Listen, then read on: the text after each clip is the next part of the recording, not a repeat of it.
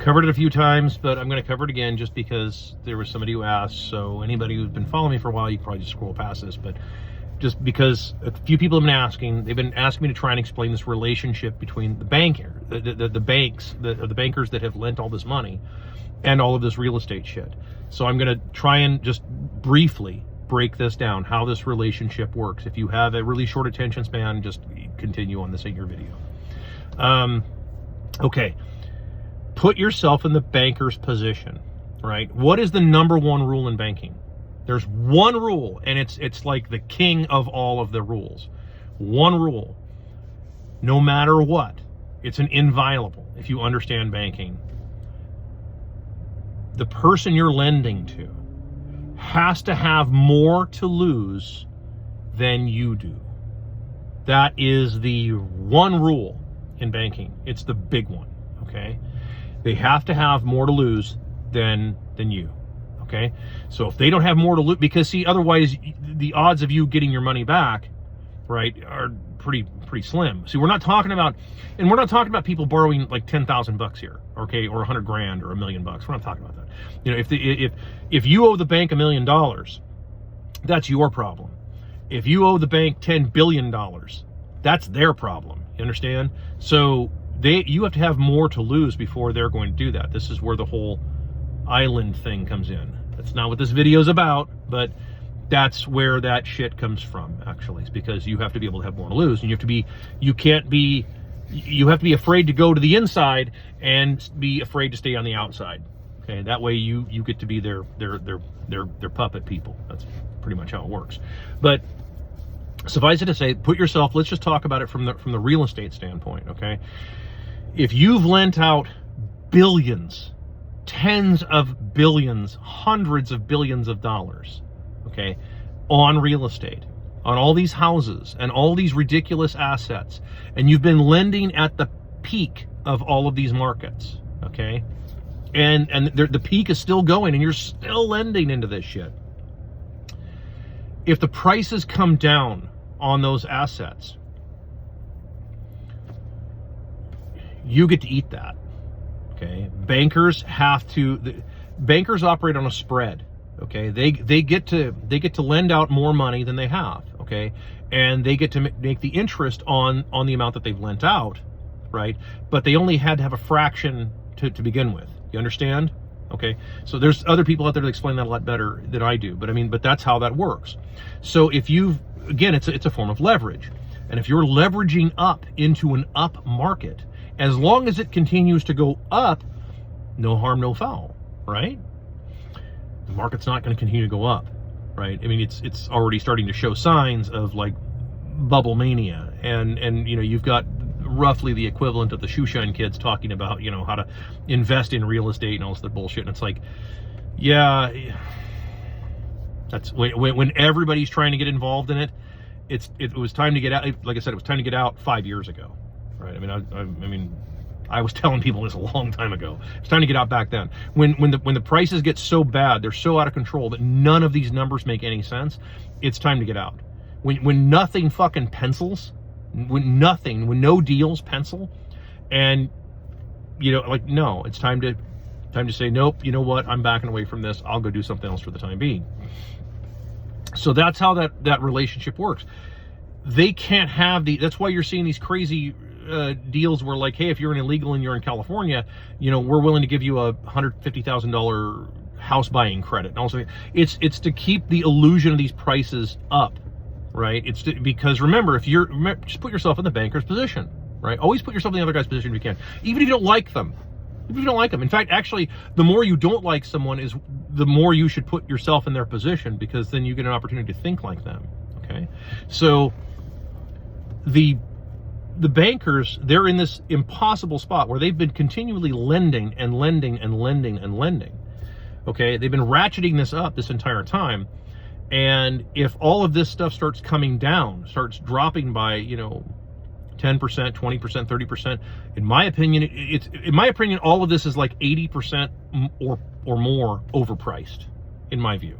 Like 80%, not 8%. I didn't misspeak. 80% overpriced based on what I'm seeing, because the market just isn't there there is more than enough houses and buildings, and fuck, man, I mean, there's so much shit that's been built. We're approaching like command economy China level shit, where now I guess we're just gonna build a bunch of shit and then tear it back down, right? I mean, this is your hire a guy to dig a ditch and hire another guy to fill it back up kind of thing. You know, these FDR make work program bullshit. Okay, this is the same. We're approaching the same kind of thing here. This is like when you had the Trump thing, when he was talking about we're going to build 10 new freedom cities. So if we brand them freedom cities, they're not 15-minute prisons, but if they're under a different administration, then they're 15-minute prisons. How about we just and everybody I know is trying to leave the fucking cities. Like fucking everybody I know, they're trying to get the fuck out of cities. They're trying to move out to fucking way the hell out. They're trying to move like 50 miles outside of town. Because they're like, dude, I don't want any part of this shit anymore, and fucking nobody does. Tons of people are trying to get the fuck away from it. Well, because they want to be a little more self-sustaining than having to be relying on all the shit that's going on. Especially when you look at the food. I mean, how many videos do you see on TikTok alone of people, you know, showing the quality of like what's going into food that people are eating? It's fucked up. And a lot of people are wanting to get away from that. They're like, hey, you know, I want to raise my own eggs. I want to, you know, raise my own chickens, my own cows, shit like that, you know. So put yourself in that position. You're trying to prop up all these fake fucking values, you know, by having to do these deals. So a lot of banks, they'll never admit to this. I have zero to prove this. I have nothing to back this up. This is just experience talking, okay? So take it for what it's worth. They're going to do deals with certain people and certain companies and or certain buyers. They're going to do certain deals with them to prop up these numbers, to make it look as though people are still, there's people still buying duplexes for $800,000 that rent $1,500 a side. Yeah, do the math on that. That's you're upside down like $3,000 a month or more on that. Yeah, that's complete bullshit. Okay. But they'll still do some of these deals to give the illusion that real estate is still, this is big thundering market and it's awesome and everybody's doing great and look at how much money everybody's making. Even though a lot of people aren't making any money. They have a lot of debt. They got a lot of fucking debt, but they're not making a lot of money. This is why you go back and you can watch some of my older videos and I've broken this down on many occasions with rental properties, right? Where the numbers are so far out of line that like, who in the world would buy this property? You've got a negative cash flow situation to the tune of like one guy was something like $2,900 a month, negative cash flow. That means he was coming out of pocket $2,900 a month plus maintenance. You know, like, dude, who has that kind of money just to, like, well, but no appreciation. No, dude, that's speculation, dude. That's fucking gambling. You're better off, you have better odds going to fucking Vegas for that. No, I mean, at least then you're not taking on that big a risk. And why would you, and for real, why would you want to take on $700,000 or $800,000 worth of exposure to make a negative return? I would fire you.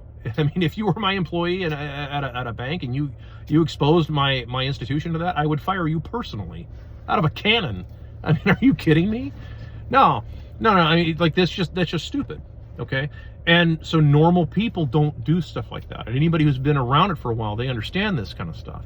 Yet they've convinced a bunch of people to do this kind of thing, and it still shows all this. So that relationship is because these banks cannot have real estate going down. They cannot do it. This is why, for example, when you saw, once again, you all saw Trump talk about, we need to bring millions of more people in. No, we don't. We have plenty of people here. That's done to just keep this fucking Ponzi scheme going of real estate, to keep all this fake shit going when it's supposed to come down. You know, all of these fake billionaires with just piles of debt should be going broke right now. And the pieces get picked up by the real businessmen who've been standing on the sidelines patiently watching all the incompetent people fuck things into the dirt, and then we go pick up the pieces and we fix everything. I hope that answered your question.